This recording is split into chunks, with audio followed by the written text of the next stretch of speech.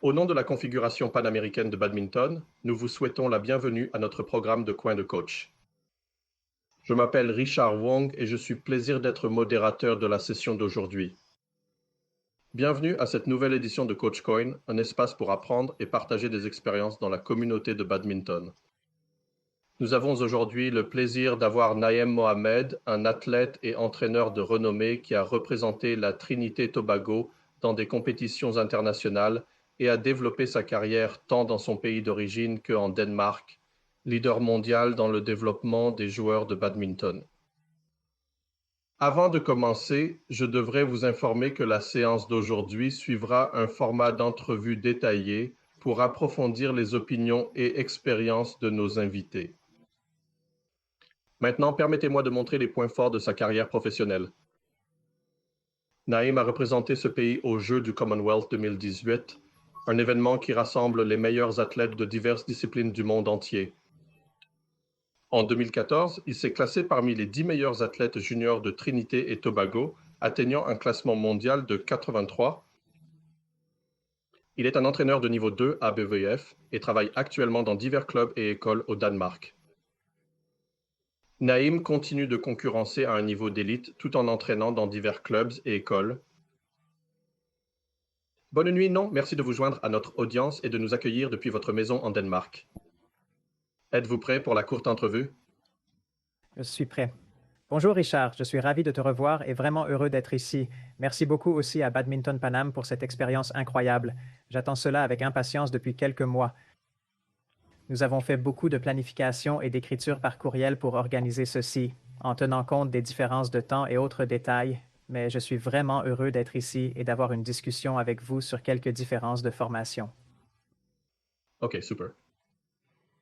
D'accord. Alors, avant d'entrer en questions plus techniques, nous voulons en savoir un peu sur votre histoire. Comment es-tu tombé amoureux du badminton? Ouais, c'est une longue histoire. Je pense que j'ai joué avec ces 18 dernières années. Près de 19 ans, je suis de Trinité et Tobago.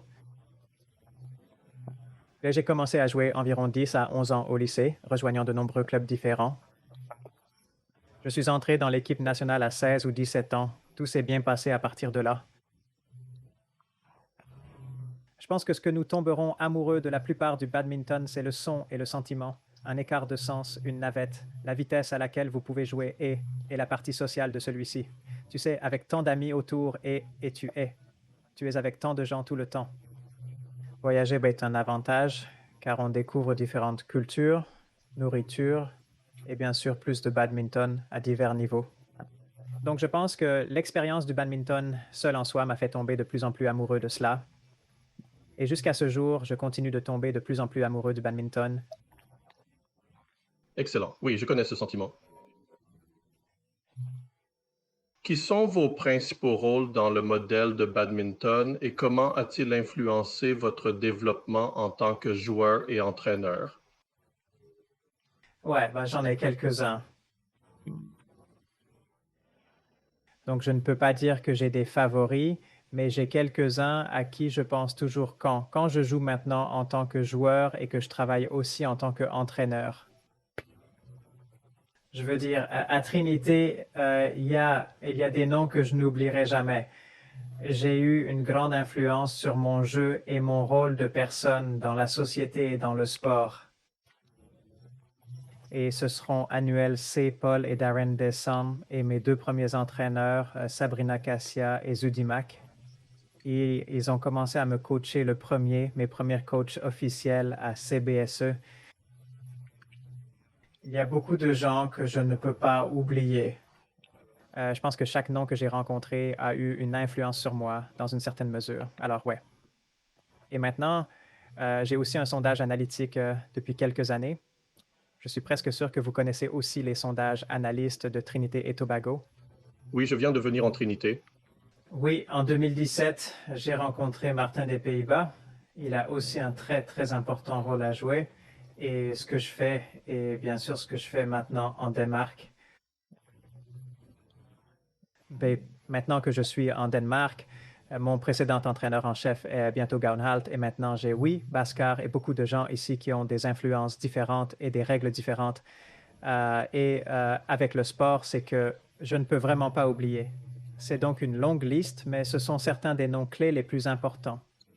C'est que je vais à quand j'ai besoin d'aide ou je pense à d'où je suis venu. OK, excellent. Oui, vous avez un fort contingent en Trinité. Je les ai tous vus lors de mon dernier voyage en Trinité en janvier. OK, sympa, ouais. OK, excellent.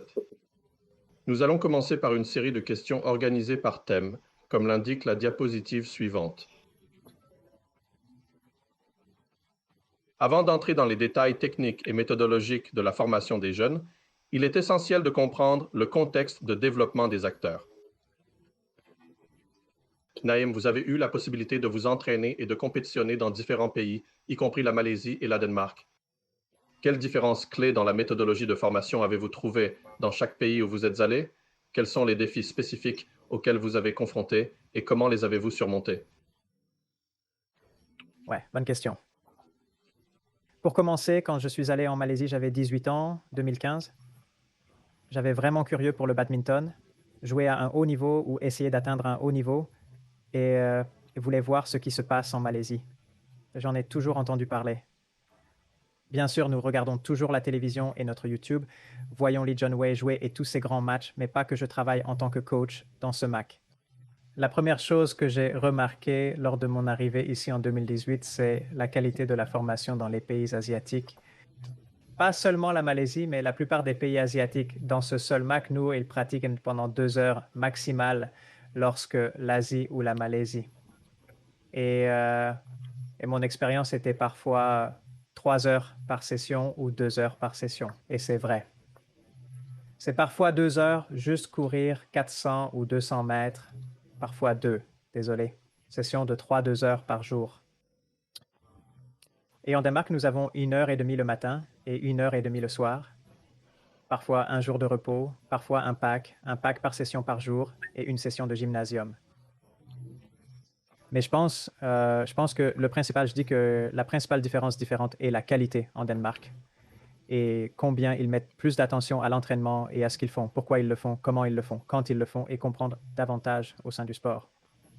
Tant de détail après détail avec, ouais, la plus petite chose possible. Donc ils regardent toujours les petites choses et s'accumulent en plus grandes choses. Ou en Asie, c'est une grande image. Nous devons devenir plus rapidement, nous devons devenir plus forts, nous devons devenir plus difficiles, nous devons déplacer, nous devons mieux déplacer sur le marché. Comment et pourquoi? Qui? À quel défi j'ai été confronté là-bas? En effet, c'était vraiment difficile. C'était difficile au début. C'était difficile parce que nous devons courir beaucoup, beaucoup plus que nous le faisons en Trinité. Et heureusement, le temps était les mêmes températures que, ouais, peut-être un peu plus chaud que la Trinité, mais à l'intérieur des salles de badminton, il était en cuisson. Certains jours, vous changez des chaussettes, parfois des chaussures, peut-être même plusieurs fois. C'est cela, la possession. Donc, laver beaucoup de vêtements, mais la nourriture était presque similaire, mais je veux dire, style asiatique. C'était donc utile venir d'un pays où nous savons que nous aimons les épices. Et ouais, ça a beaucoup aidé en Malaisie. La culture était bonne. J'ai grandi comme musulman, donc en Malaisie, tous mes entraîneurs, ils sont aussi musulmans. Donc cela a beaucoup aidé dans notre lien en tant qu'équipe dans le club. Oui, et quand nous étions en pleine bataille devant le tribunal, il n'y avait pas de différence. Ils vont vous affronter quand vous essayez de les affronter. C'était vraiment difficile.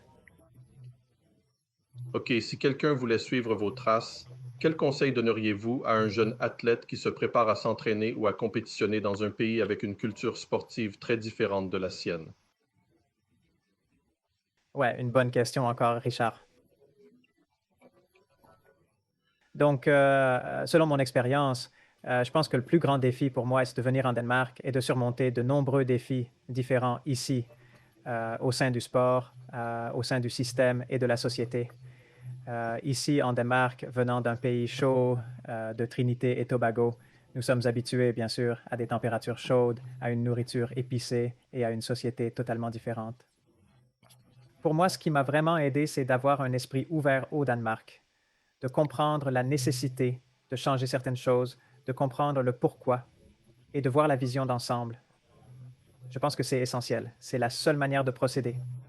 Réfléchir, prendre des conseils d'autres entraîneurs, joueurs, comprendre comment ça pourrait marcher pour moi et essayer de nouvelles choses quotidiennement.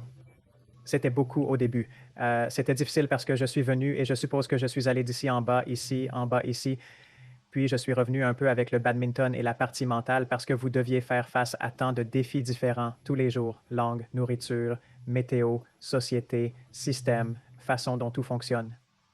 Donc je pense que ce qui m'a le plus aidé, c'est un esprit ouvert, être fort et ouvert et non, ne pas dire, eh bien, j'abandonne après 2 semaines d'essayer, mais vous savez, juste continuer à broyer et pour faire ce que vous devez faire, être discipliné et ce que vous devez faire et comprendre qu'il y a un plan plus grand. Ce n'est pas seulement ainsi, mais c'est aussi ainsi. Oui, c'est ouvert d'esprit, discipline. Oui, et ça semble facile, mais c'est le moyen. Je veux dire, c'est plus facile de dire que de faire, mais vous avez besoin de quelque chose que vous devez expérimenter avant de pouvoir dire, eh bien, je l'ai fait et je suis allé. Mais c'est ce qui m'a aidé. Ok. Eh bien, je veux dire, tu sembles avoir déménagé en démocratie à un âge relativement plus élevé. Tu sais, tu as dit que tu avais 18 ans. Mais pour un enfant plus jeune, un athlète plus jeune, cela peut être un peu plus difficile pour eux. Ils n'ont pas la maturité que vous auriez pu avoir à ce stade. Comment pensez-vous qu'ils peuvent se préparer mentalement et émotionnellement à cette expérience? Eh bien, pour ma défense, quand je suis venu en démocratie quand j'avais 21 ans, en Malaisie, j'avais 18 ans. Mais si je venais au marché à 18 ans, je ne suis pas sûr de pouvoir y arriver, pour être honnête. Je pense que c'était trop. Je pense que cela aurait été trop. Et souvent, je pense à d'autres joueurs qui viennent d'ici ou à des joueurs que je peux peut-être inviter à venir ici. Mais je sais que c'est un changement culturel vraiment, vraiment difficile et je sais ce que cela m'a pris. Donc souvent, je pense que les gens avaient-ils vraiment le courage d'essayer de faire ça? Qu'est-ce que je le fais? Ça semble facile quand je le fais, mais ce n'était pas aussi facile que les gens le pensent. Je suis encore ouvert d'esprit. Si vous venez ici ou dans un autre pays, n'importe lequel, vous devez être ouvert à différentes choses. La façon dont les choses sont faites est bien sûr influencée par votre culture d'origine, comme le badminton à Trinité ou dans votre pays particulier, la nourriture, la conduite ou la culture. Mais lorsque vous allez dans un autre pays pour vos propres intérêts, vous devez accepter comment les choses y fonctionnent aussi. La langue est un des éléments qui est souvent hors contrôle.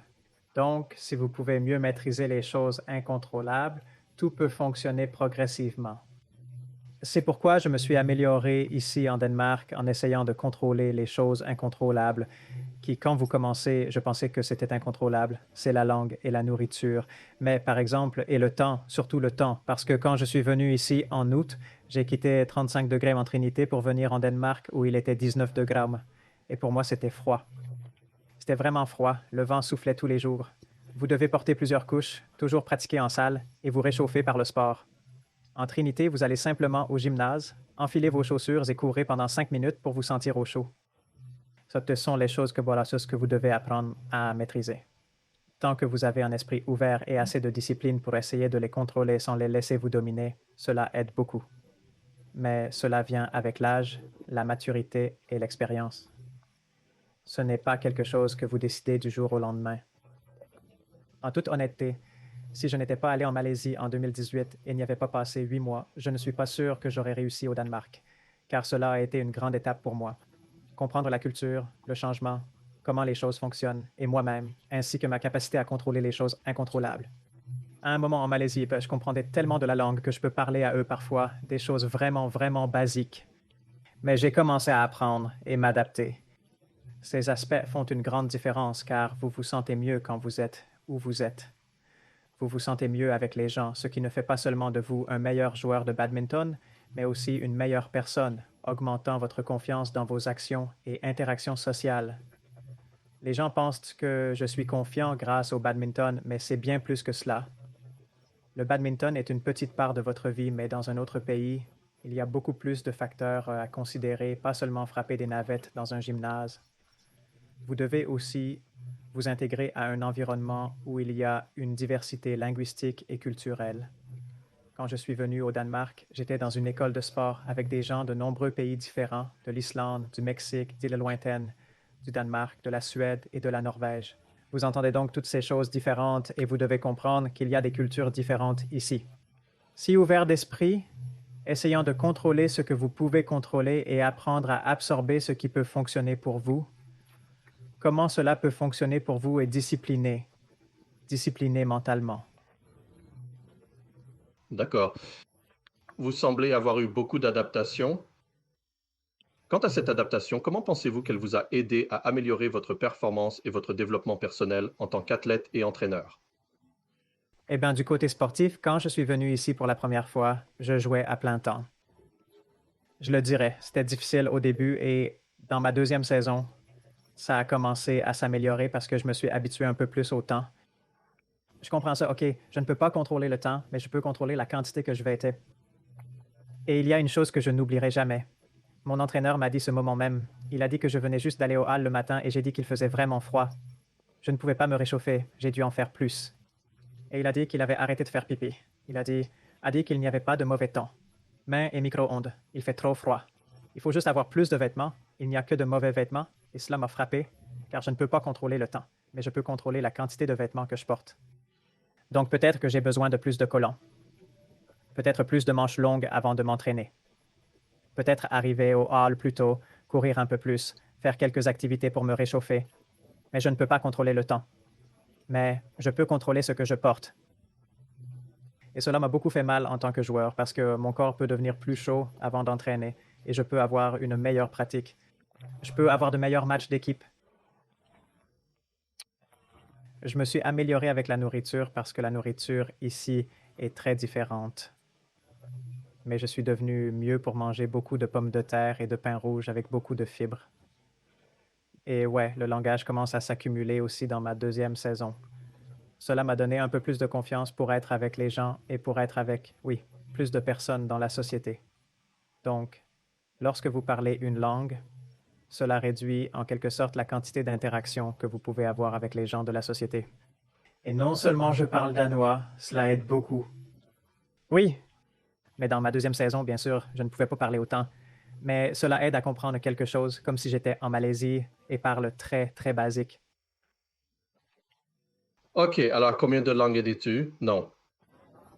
Je suis seulement endogé, j'ai oublié presque tout le malaise. Je parle, ce n'est pas beaucoup, mais à l'école, j'ai appris un peu d'espagnol. Je pense que j'ai oublié tout mon espagnol aussi, juste pour que je puisse apprendre le danois. Je veux dire, le danois est dur. J'ai commencé à apprendre ici officiellement vers les cours en ligne vers décembre 2021. Mais avant cela, je pouvais comprendre, parler à mon désolé, écouter mes collègues lorsqu'ils étaient au déjeuner. Mais j'avais tellement peur de parler parce que j'aurais peur de faire une erreur. Et si je fais une erreur, je semble stupide. Donc je ne voulais pas être gêné comme moi-même. Alors j'ai continué à écouter et à absorber ce qu'il dit, comment ils le disent, et les dialectes, et ouais, et regarder beaucoup de films danois et tout ça. Et quand j'ai commencé à des cours en ligne, je suis venu vite.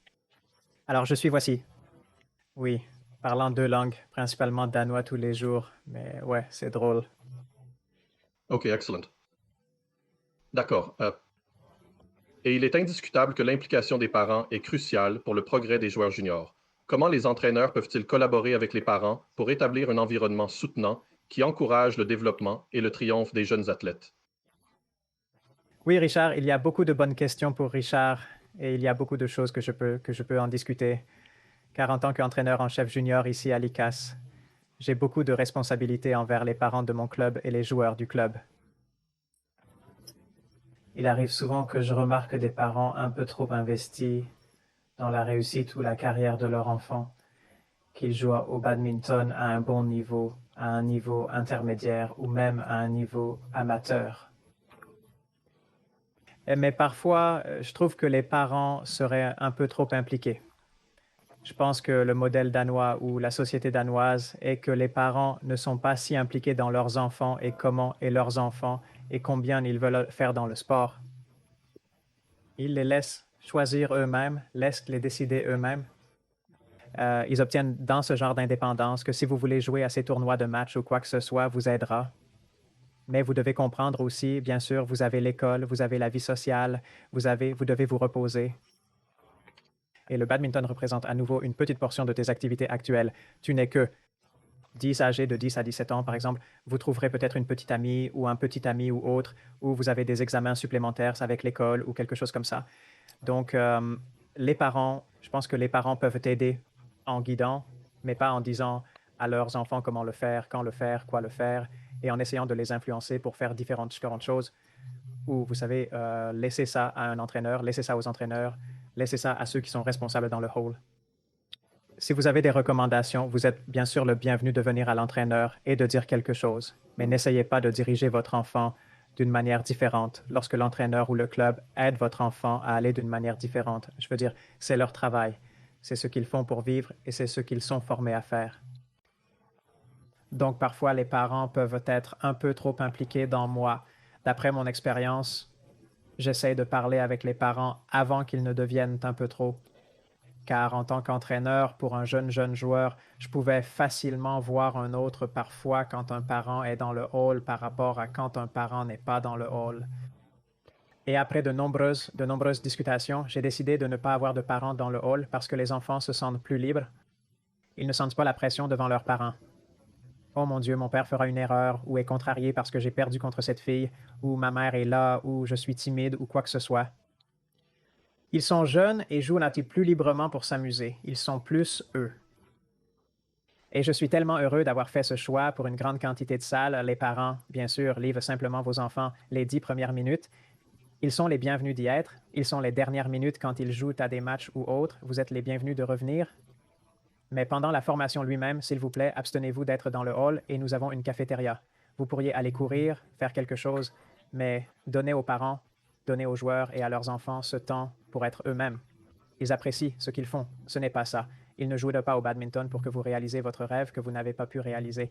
Ils jouent au badminton pour eux parce qu'ils trouvent que c'est drôle. Ils veulent jouer avec leurs amis et ils veulent s'améliorer en eux-mêmes et au sein du sport. Donc, la chose clé qui fonctionne et qui me fonctionne est de parler des parents, de la communication entre les parents et le joueur si nécessaire.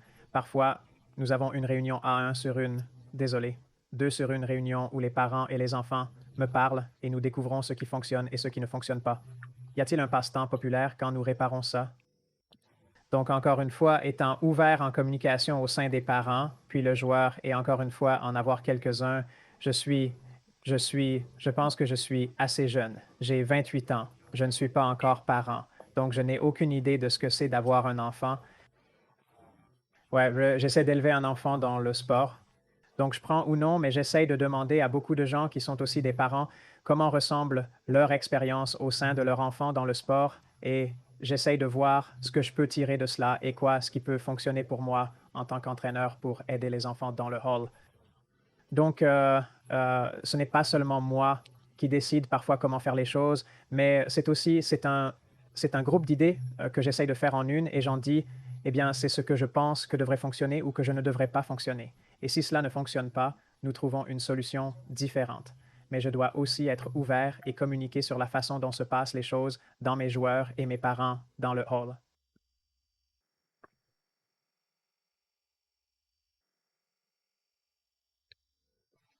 OK, maintenant que nous comprenons mieux comment la culture influence la formation, explorons les différences dans les méthodes en Europe et en Asie. D'accord. Pouvez-vous nommer les principales différences observées dans la formation des joueurs juniors en Europe et en Asie? La plus grande différence que j'ai vue est que dans les pays asiatiques, peu importe leur âge, ils doivent travailler très, très, très dur. Et bien sûr, j'encourage mes joueurs à travailler très dur, mais puis marquer où je suis maintenant et où j'ai beaucoup appris au cours des presque 7 dernières années, c'est qu'ils ont également besoin de s'amuser. Et ils ont besoin de s'amuser et doivent comprendre qu'il ne s'agit pas seulement de travailler dur et de gagner chaque match à l'entraînement ou obtenir, bien sûr, vous voulez faire chaque navette sur le filet, mais en même temps, si vous faites quelques erreurs, c'est OK. Mais vous savez que vous avez à nouveau cette énergie, que la prochaine fois, vous ferez mieux. Mais je pense que la différence clé que je réalise et ce qui marche ici, c'est qu'ils s'amusent dans le sport et jouent à tant de jeux différents ensemble. Ils rentrent chez eux en apprenant quelque chose au lieu d'être simplement totalement détruits après 2 ou 3 heures d'entraînement. Il ne s'agit donc pas seulement de travailler dur, mais aussi de profiter de ce que vous faites et d'avoir la motivation de revenir. Parce que j'ai eu quelques expériences où les joueurs ne pouvaient pas revenir parce qu'ils étaient tellement fatigués. Et c'est ce que ce n'est pas bon. Ce n'est pas une bonne expérience. Parce que si quelqu'un est démotivé parce qu'il est trop fatigué et quelque chose l'est, alors c'est peut-être trop difficile pour lui et il doit réparer quelque chose. Alors ils doivent aussi s'amuser. Ce ne devrait pas être seulement un burn-out quand ils doivent venir s'entraîner. C'est juste qu'ils ont peur parce qu'ils vont s'affiancer et leur dos fait mal le lendemain ou leur jambe fait mal le lendemain ou ce n'est plus drôle. Tu dois m'amuser et rentrer chez vous avec une sorte de sentiment, OK, aujourd'hui je me suis amusé, mais j'ai appris quelque chose. J'ai très bien joué et j'ai hâte de revenir demain. Oui, beaucoup de petits jeux, beaucoup d'activités au sein du club ou au sein des joueurs, comme manger ensemble, faire des choses amusantes ensemble, comme nous le faisons ici dans le cast. Nous allons au bowling, nous avons des soirées de pizza, nous avons des soirées de cinéma. Parfois, nous faisons beaucoup de choses ensemble. Donc, ce n'est pas seulement que je viens dans le hall et je rentre chez moi et c'est tout. Il y a beaucoup plus à l'intérieur, il y a beaucoup plus d'unité au sein de la société, ici au sein du club. D'accord. Et en fait, est-ce similaire à ce que vous avez vécu en Trinité? Parce que je veux dire, à Jamaïque, nous avions aussi cela où l'équipe se liait à l'extérieur de la salle de badminton. Avez-vous aussi ça en Trinité? Ouais, je l'ai fait. J'ai fait dans une certaine mesure dans mes dernières années, mes 3 dernières années de première année et dans les années de première année, j'ai un groupe proche d'amis que je peux encore me souvenir. Nous avons passé beaucoup de bons moments pour nous entraîner et rentrer chez nous pour nous entraîner et faire différentes choses ensemble. Mais en tant que partie d'une équipe nationale, je ne me souviens pas. Non, c'était juste de s'entraîner ensemble et rentrer chez moi et aller à ces tournois à Jamaïque, par exemple, ou quoi que ce soit. Mais c'est aussi parce que nous vivons si loin de distance. Beaucoup de joueurs venant de l'Est et du Sud. Et j'étais un peu au milieu. Donc, je pouvais facilement déménager n'importe où quand j'avais mon conducteur, quand j'avais obtenu mon permis de conduire. Mais je pensais que ce n'était pas si accessible. Et c'est OK. Mais je suis presque sûr que si tout le monde l'était, je suppose que c'était chance à ce moment-là, alors ce serait beaucoup plus drôle d'être partie d'une équipe et d'avoir plus de solidarité. Parce que, honnêtement, il y a un écart de séparation à Chennai où cette équipe est cette équipe et cette équipe est cette équipe. Je veux dire, je suis marché, vous ne savez jamais qui est qui, car il y a tellement ensemble que ça. Tout le monde connaît tout le monde et peu importe à quel point vous êtes bon, mais il y a du respect dehors et dehors du terrain. Et ouais, si je pouvais résoudre cette lacune et montrer cela, je le ferais, mais c'est un sujet tout à fait différent.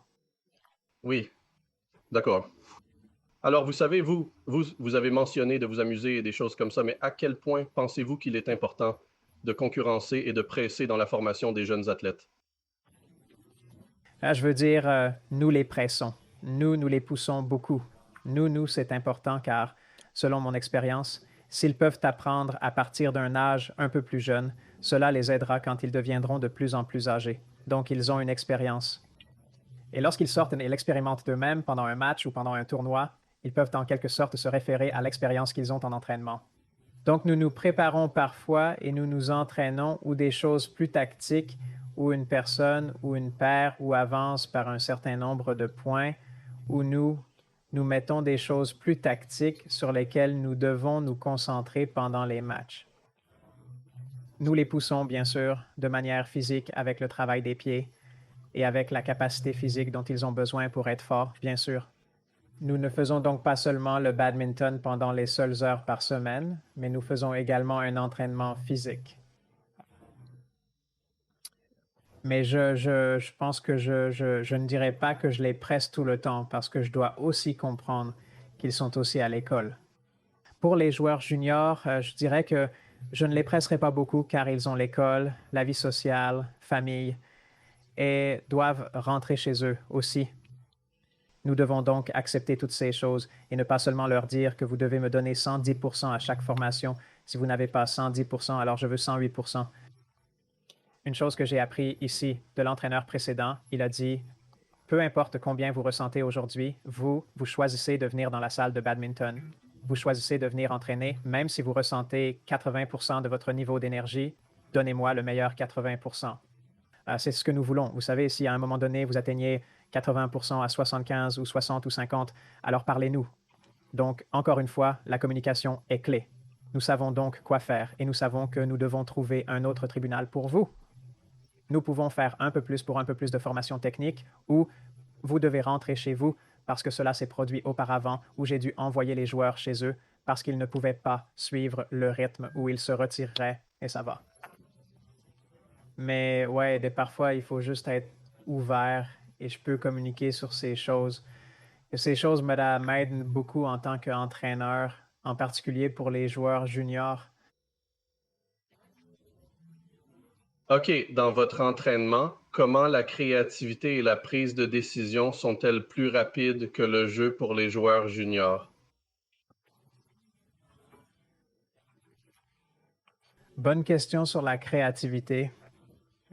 Nous jouons à beaucoup de petits jeux différents qui peuvent aider, en particulier avec les parties techniques de la façon dont ils jouent, à de nombreux petits jeux comme sur des terrains de quota ou des jeux en net, beaucoup de dragons, 3, beaucoup de quelque chose. Je joue beaucoup avec mes enfants. Parfois, c'est soudainement à Playton de chute où vous jouez à 3 et un terrain avec des règles de volleyball. Puis nous avons, la prise de décision où parfois nous avons besoin, nous jouons à des jeux où en double paire, mais une seule personne peut le frapper maximum 3 fois. Et donc, ça vous fait penser parfois, OK, où dois-je y jouer? À qui devrais-je y jouer? Devrais-je, quand dois-je jouer à ce qui est?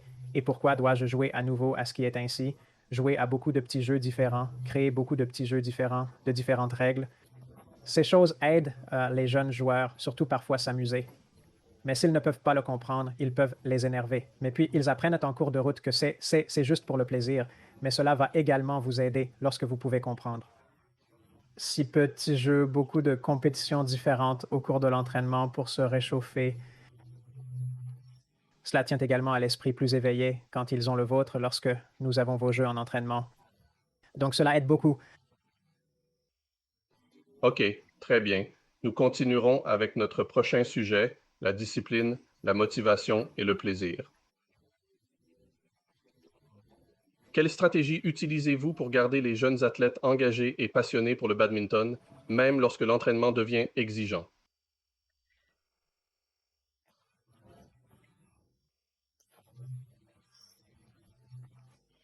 Ma propre philosophie, ou si vous préférez, vous pouvez l'appeler ainsi, c'est que lorsqu'un joueur entre dans le hall, j'anticipe un certain niveau d'énergie de leur part. Mais ce qui est le plus crucial pour moi, c'est qu'ils puissent rentrer chez eux, penser à leur journée et se dire qu'ils ont donné le meilleur d'eux-mêmes, appris quelque chose, même s'ils n'ont pas toujours bien joué, mais qu'ils se donnent les moyens de bien jouer le lendemain. Mais il est important que j'apprenne quelque chose ou qu'ils comprennent quelque chose un peu mieux. Je pense que c'est juste pour vraiment impliquer beaucoup mes joueurs parce qu'ils peuvent rentrer chez eux et réfléchir. Eh bien, j'ai tiré quelque chose de l'entraînement d'aujourd'hui. OK, il y a toujours quelque chose que je peux attendre avec impatience. Il y avait toujours quelque chose, qu'il y avait quelque chose sur lequel je peux regarder en arrière qui peut m'aider demain ou le lendemain ou désolé, le prochain tournoi ou le prochain match ou quel que soit le cas. Alors, ouais, que les garder éduqués, je suppose. Et, et dans toutes les petites manières possibles en ce qui concerne la passion, ouais, encore une fois, que cela vient avec une certaine communication parce que je dois savoir ce qu'ils ressentent à propos de l'entraînement, bien sûr et comment c'est passé lors de leur dernier match d'équipe et qu'est-ce qui leur marche, qu'est-ce qui ne leur marche pas. Beaucoup de mes joueurs qui vont à l'école, donc parfois beaucoup de mes discours ou comment ça se passe à l'école parce qu'ils ont peut-être trop de devoirs ou trop de stress à l'école, ce qui peut baisser un peu parce que le niveau d'énergie est un peu baissé. C'est juste mon expérience. Donc, encore une fois, trouver un équilibre ici parmi ces aspects. Et bien entendu, comme dit précédemment, la communication est essentielle, particulièrement avec les jeunes joueurs. Nous devons être ouverts, leur parler et comprendre ce qu'ils ressentent, ce qui se passe dans leur tête. Certains individus ou joueurs ne peuvent pas instantanément exprimer ces choses comme un adulte. Peut-être qu'ils ne sont pas seulement si ouverts et c'est également OK. Mais nous, en tant qu'entraîneurs, devons comprendre et voir ces choses tôt si nous pouvons et essayer d'aider et de garder cela, garder cette passion et ce désir brûlé en eux qu'ils veulent revenir jouer et qu'ils veulent s'amuser et qu'ils veulent attendre avec impatience la prochaine formation et qu'ils sont satisfaits de ce qui s'est passé aujourd'hui et qu'ils apprennent quelque chose. Même s'ils ont peut-être perdu leur match en entraînement, ils apprennent quelque chose qui va bien peut-être la prochaine fois que je n'essaierai pas de jouer un dos et de briser chaque fois ou d'essayer de briser 10 mètres hors du terrain ou quoi que ce soit. OK, comment identifiez-vous l'épuisement chez vos athlètes et comment éviter l'épuisement et la retraite anticipée du sport? Je veux dire, je ne suis pas sûr de pouvoir parler autant, mais je peux épuiser, je peux parfois facilement voir dans mes joueurs qu'ils sont jeunes et ils ont l'air assez fatigués. Souvent, ils entrent dans le hall, ils marchent juste devant moi et vous pouvez voir sous leurs yeux. Il fait sombre. Parfois, c'est ça, et c'est un petit exemple, c'est un vrai exemple. Le deuxième exemple est le niveau d'énergie qu'ils ont pendant qu'ils pratiquent, comment, combien ils font leurs exercices, faire l'entraînement, comment, combien d'énergie ils donnent, non seulement à eux-mêmes, à leur match, mais aussi à leurs coéquipiers. Tout heures d'entraînement avec eux et vous devez être conscient quand vous reviendrez, quand vous entraînez et parler à ces joueurs et leur demander, OK, ce qui se passe dans votre tête et comment pouvons-nous résoudre cela? Si c'est juste trop d'entraînement, si c'est trop difficile, si c'est trop de choses avec l'école ou que certains joueurs ont parfois des problèmes familiaux qui affectent, vous savez, certains problèmes. Et ouais. Donc, je pense que ce qui m'aide à être conscient et comment pouvons-nous le prévenir, encore une fois, c'est avec la communication.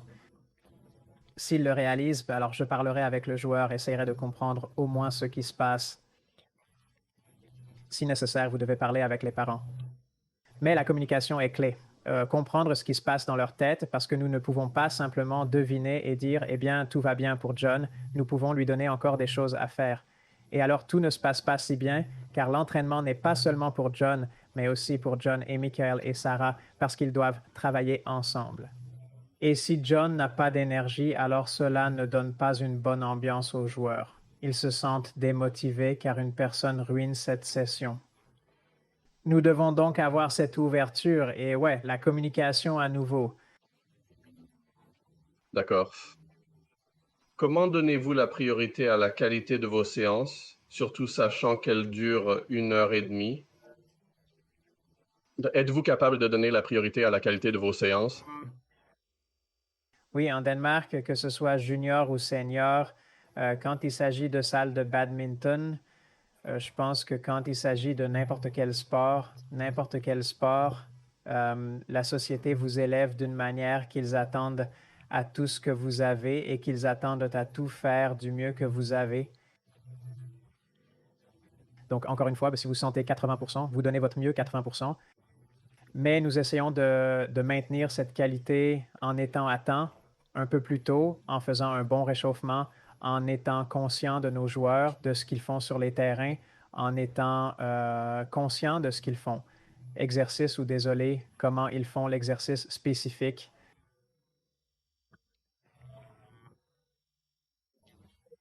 Ouais, aide vraiment les joueurs à comprendre pourquoi nous faisons certaines choses et explique en détail comment nous voulons que certaines choses soient faites. Nous posons également des questions lors de nos explications. Vous connaissez tout le monde afin de vous assurer que vous comprenez bien ce qui se passera et comment cela se déroulera. Détails, en regardant des détails plus petits pour comprendre à nouveau comment se passe bien sur un terrain ou sur le joueur et si la qualité baisse. Par exemple, disons juste qu'un exemple assez basique est une erreur tous les 4 ou 5 tirs hors ou dans les filets et nous devons juste avoir une petite discussion pendant 30 secondes puis dire OK, nous devons faire progresser les choses maintenant parce que parfois avec les joueurs, vous devez expliquer que OK, nous attendons à ce que vous fassiez beaucoup, mais c'est pour vous. Tu es là pour toi. Vous êtes là pour donner de votre mieux et notre rassemblement ne durera pas. Notre armée aérienne ne vous aidera pas à mieux. Mes jambes sont en mouvement. Vous savez, essayez de choisir un titre préféré et ne vous arrêtez pas, même si c'est loin, continuez à les pousser autant que possible. Oui. Mais encore une fois, la qualité n'est qu'une chose, c'est qu'ils peuvent pousser un joueur, mais vous devez également regarder comment il le fait. En tant que joueur, il peut récupérer chaque navette, mais elle peut être trop courte ou trop haute. Les joueurs se battent partout sur le terrain avec des mouvements désordonnés. En restant conscient, observant les petits détails et essayant de garder un certain contrôle sur la situation. Tant que nous sommes dans le hall, c'est ce que nous voulons. Nous souhaitons être des entraîneurs vraiment très attentifs pour maintenir une haute qualité. D'accord? Vous savez que de nombreux entraîneurs ressentent la pression d'augmenter les heures d'entraînement pour obtenir de meilleurs résultats, non? Comment tu le sais? Avez-vous des conseils pour eux à ce sujet?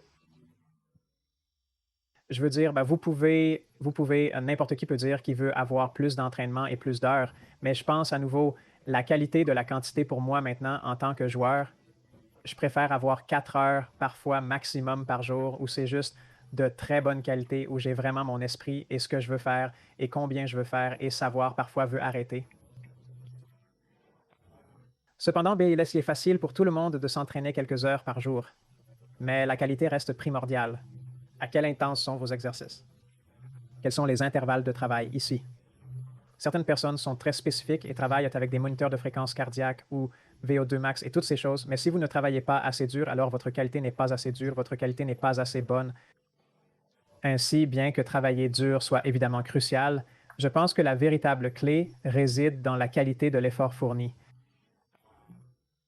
En ce qui concerne le nombre d'heures et la qualité de la formation, l'accent devrait être sur la concentration et la qualité.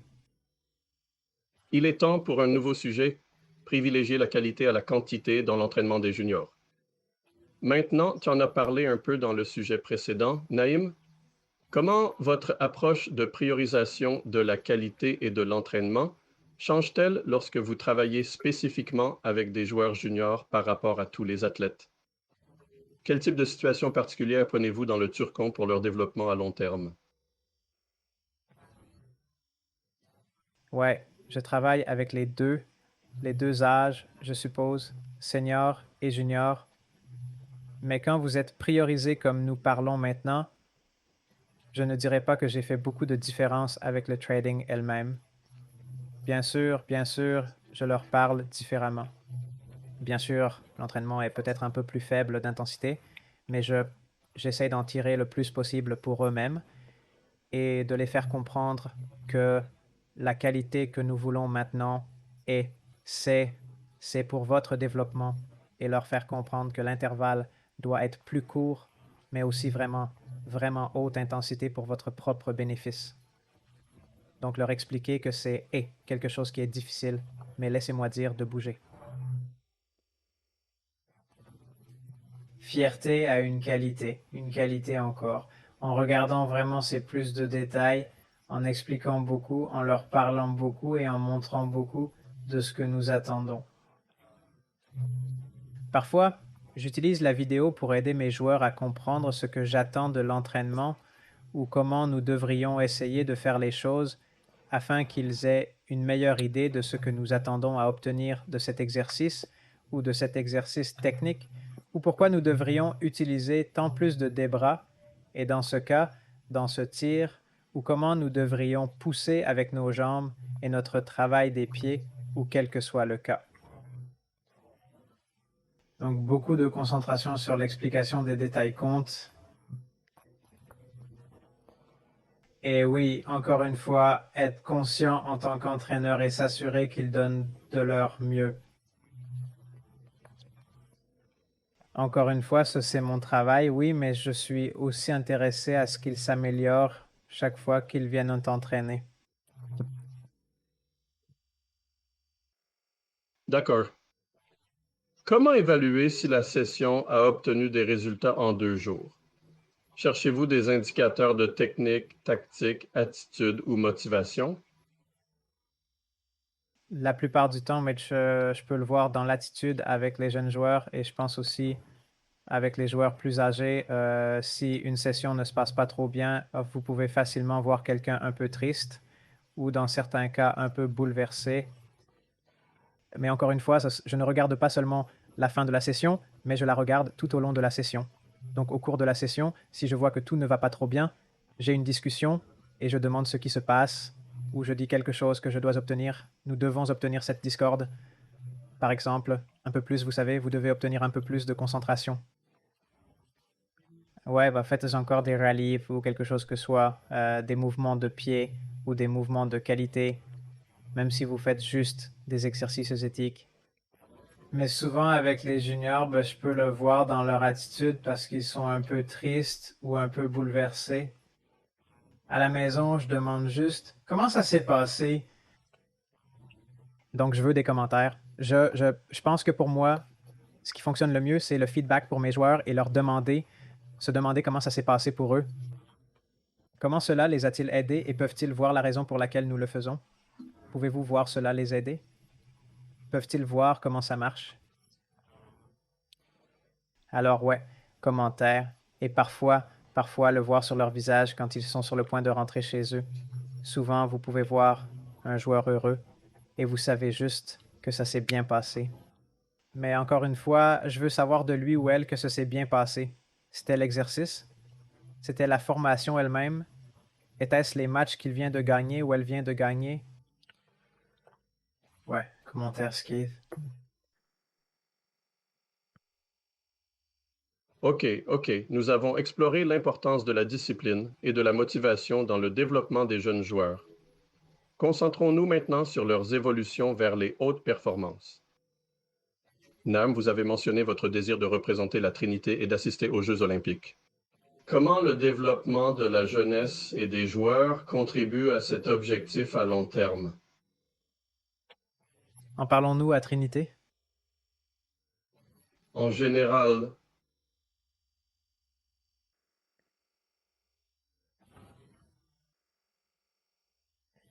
Ouais, j'ai rêvé d'y arriver.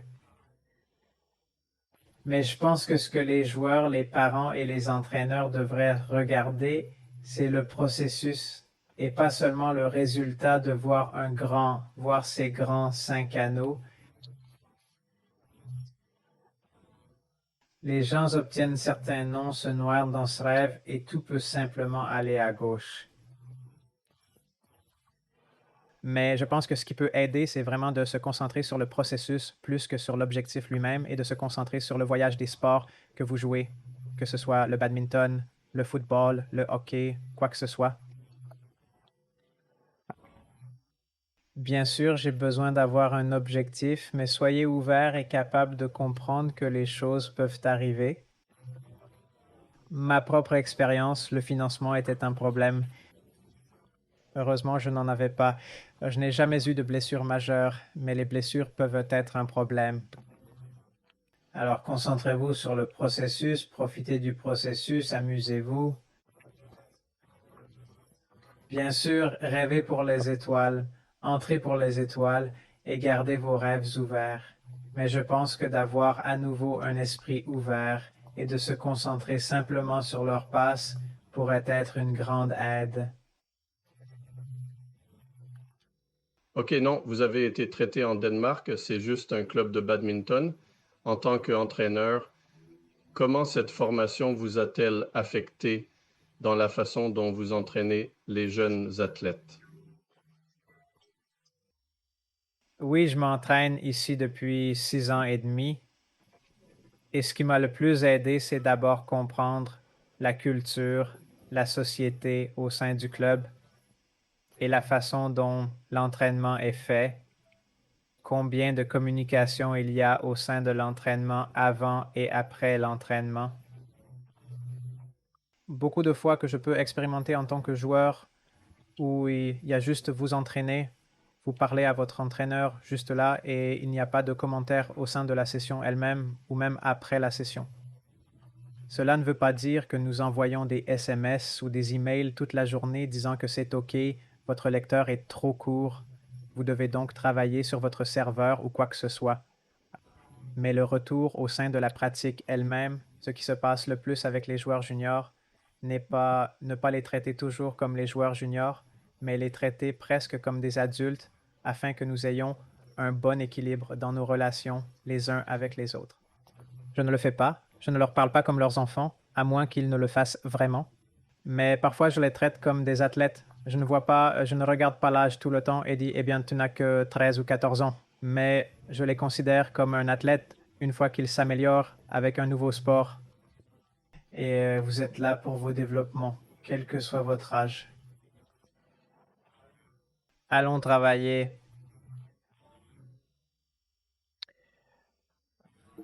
Communication, commentaires, ouvert à mes joueurs, de ce que j'attends de mes propres attentes.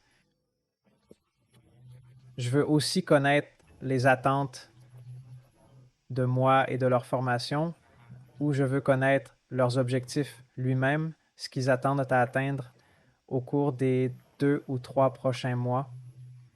Donc, nous discutons toujours tous les 3 ou 4 mois de comment ça se passe, qu'est-ce qui ne va pas, qu'est-ce qui se passe bien. As-tu réalisé ça?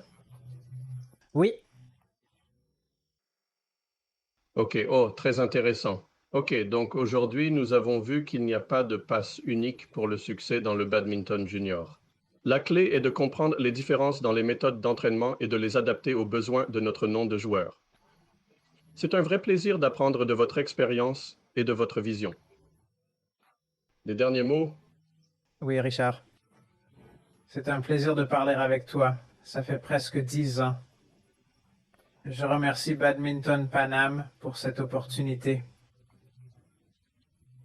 J'espère pouvoir aider beaucoup d'entraîneurs, joueurs et parents à comprendre comment les choses fonctionnent, non seulement au badminton, mais aussi au sport. Et j'ai hâte d'avoir plus de discutations sur ces choses. Je pense que c'est essentiel pour le développement du sport et cela aide beaucoup à acquérir de l'expérience des personnes qui travaillent dans la région ou qui travaillent dans des endroits spécifiques où le sport est traité comme un emploi dans certains cas. Oui, vous savez, il y a un peu plus de respect envers cela, surtout ici en Danemark avec le badminton, par exemple. Mais merci, Pan Badminton, je suis merci, Richard. C'est un plaisir et peut-être vous voir à un moment donné sur le terrain de badminton. D'accord, à bientôt. Avant de clore le webinaire, merci à nos auditeurs, notamment ceux ayant envoyé leurs photos. Merci. Nous avons donc Gail C. Rojas de CRC, Max Antonio du Mexique, Richard et 2 douzaines d'entraîneurs du cours CE1 de Trinité en janvier 2025, l'Université de Costa Rica Club, Esperanza de Cuba en Chile, José Alcantara, Mexico, David, Chepe, Pilar et Javier Vidolev et la famille BPAC. Remercier beaucoup notre public, Roberto Sebastián d'Argentine, Edgar Bolivie, Juan Chile, Blanca de Colombie, Randy et Gelsi de Costa Rica, Shirley du Guatemala, Moises du Honduras ou de Jamaïque, José, Jorge, Sharon, Max, Antonio du Mexican, Heidi Arcel, Guillermo du Pérou, Eduardo du Paraguay, Martine des Pays-Bas, Rocky Atou Amadou du Sénégal et Marshall de Congo, REP, au nom de Badminton Panamérica. Nous vous remercions de votre participation et espérons que vous avez apprécié la session d'aujourd'hui. Restez bien et en sécurité.